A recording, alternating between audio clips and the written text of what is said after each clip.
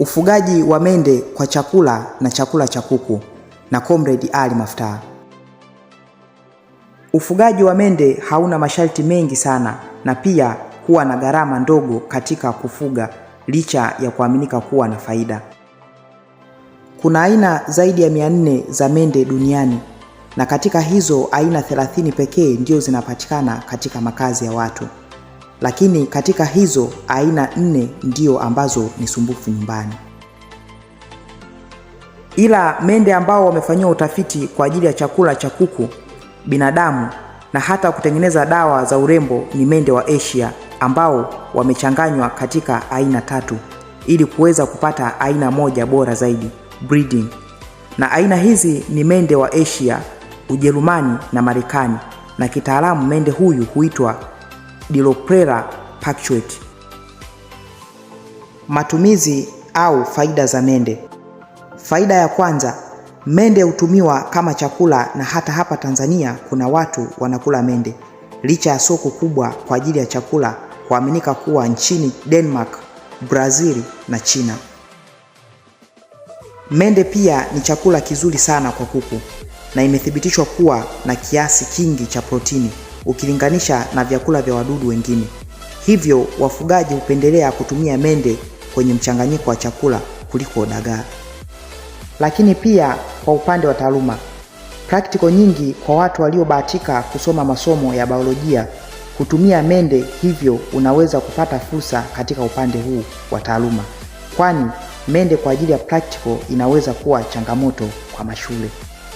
Utagaji wa mende. Kwa kawaida mende huchukua miezi 2.5 kufikia wakati wa kuvunwa. Endapo atapatiwa maji, chakula kwa wakati, huchukua hadi miezi 4 na huwa na uwezo wa kuishi hadi miaka 4 kuanzia kuzaliwa hadi kufa. Mende hawa wa kisasa ndio mende wanaotaga mayai mengi zaidi kuliko aina nyingine duniani. Na mende mmoja huwa na uwezo wa kutaga kuanzia mayai 55 hadi 70 na hutaga mara 3 kwa mwaka. Na huwa tayari kufikia umri wa kuvunwa kwa muda wa miezi 2.5.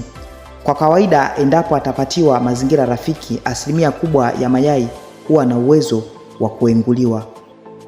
Jinsi ya kutengeneza banda la kufugia mende. Banda la kufugia mende linaweza kujengwa kwa mitindo tofauti tofauti. Hii ni kulingana na eneo, mtaji na idadi unayotaka kufuga. Hii ni kutokana na sababu kwamba endapo unataka kufuga mende kwa ajili ya chakula cha binadamu, ni lazima uweke mazingira mazuri na rafiki zaidi kuliko mtu anayetaka kufuga kwa ajili ya mifugo. Endapo mtu anataka kufuga kwa wingi zaidi, basi ni lazima mabanda yawe mengi na makubwa. Zamani jamii ilikuwa inamchukulia mende kama mdudu mchafu asiye na faida, lakini sasa watu wanajenga mabanda makubwa kwa ajili ya kufuga mende majumbani kwao. Hivyo zingatia hivi wakati unafikiri kujenga banda la mende. Andaa eneo maalumu kwa ajili ya kufugia. Kumtafuta fundi kwa ajili ya ujenzi wa banda. Kama unataka kujenga banda kubwa, unaweza kujenga chumba chenye futi 11 kwa 12. Lakini hakikisha vyumba havivuji na hakuna dirisha kubwa, kwani mende hawapendi mwanga kabisa. Lakini unaweza kuweka taa ndani ya chumba ili kusaidia wakati wa kutoa huduma. Zingatia, kujenga chumba ni kwa ajili ya wazalishaji wanaotaka kufuga kwa wingi na kwa ukubwa, na nitatoa maelezo kidogo kwa wazalishaji wadogo. Wao hutakiwa kuteua chumba maalumu kwa ajili ya kufugia na kuweka mazingira mazuri na kutengeneza mazingira ya giza ndani ya chumba na kudhibiti watu kuingia ndani ya chumba hicho, kwani mende huogopa sana mwanga na watu. Na ndani ya chumba unaweza kutengeneza meza maalumu ambayo ndiyo inatumika kuweka masanduku ya kufugia mende. Kuna masanduku maalumu yaliyotengenezwa kwa ajili ya kufugia mende, lakini unaweza kutengeneza sanduku lako mwenyewe kwa kutumia mbao. Lakini zingatia kutengeneza kwa namna ambayo haiwezi kuruhusu mende kutoka nje au mwanga kuingia ndani ya sanduku.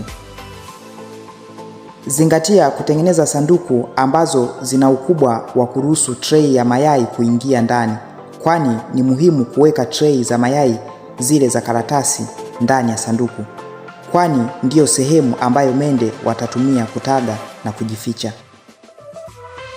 Kwa wazalishaji wakubwa, baada ya kujenga chumba, unatakiwa utengeneze frame kama za duka katika kuta za chumba chote, na kisha utengeneze kila frame iwe na mlango ambao haitaruhusu mende kutoka nje. Sehemu ya pili tutaelezea chakula cha mende na soko la mende. Usiache kusubscribe ili uwe wa kwanza kupata mwendelezo huu. Asante. Imesomwa na Taejo.